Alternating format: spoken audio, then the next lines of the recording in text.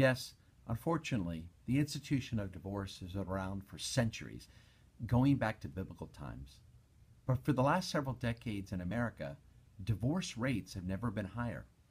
Even in our own community, just this past summer alone, I learned of three young couples who are ending their marriages. And of course, it's not just young people, older couples as well. Instead of enjoying their middle age years together, as soon as the children go to college, too many of them are also calling it quits. What's happening? For those of you who are married and for those of you who hope to find the right person to marry one day, I think this is a fundamental question. What is wrong with the institution of marriage in 2017 America?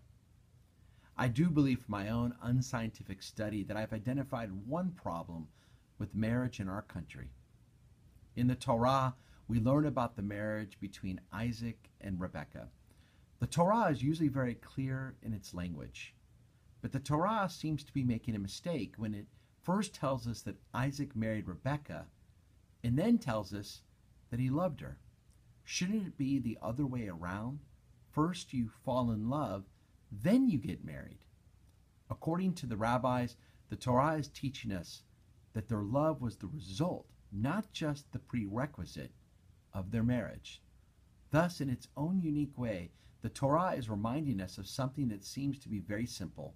We marry someone, and then we love them even more as the years and decades go by. But unfortunately, this doesn't seem to be so simple in our world today. And that, I believe, is one of the major problems with marriage in America.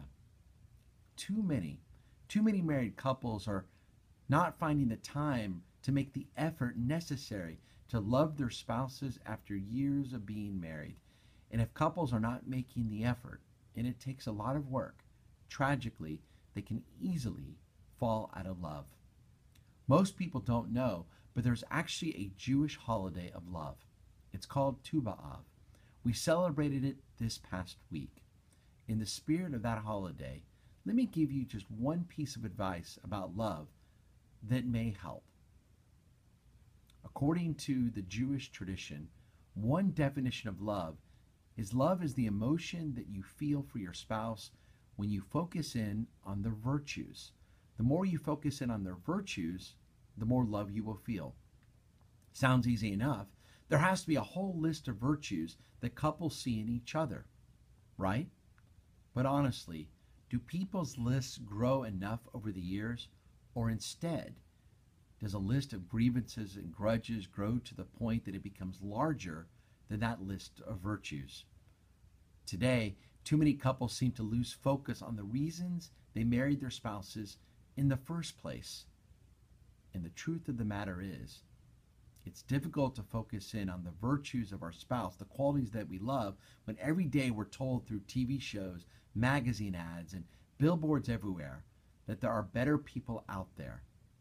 Too often, we're led to believe that the perfect person is just out there waiting, just for us.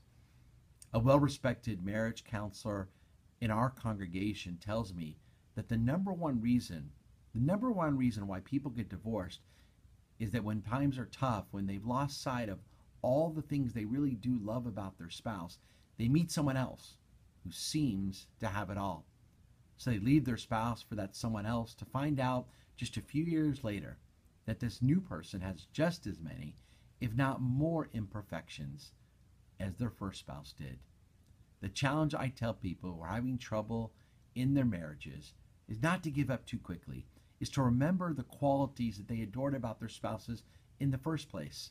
Because here we see that ultimately, love can really be defined, according to the Jewish tradition, as a decision to look at the qualities of our spouses that can give us the passion, commitment, and intimacy we need to sustain a marriage over the years and decades. Shabbat Shalom.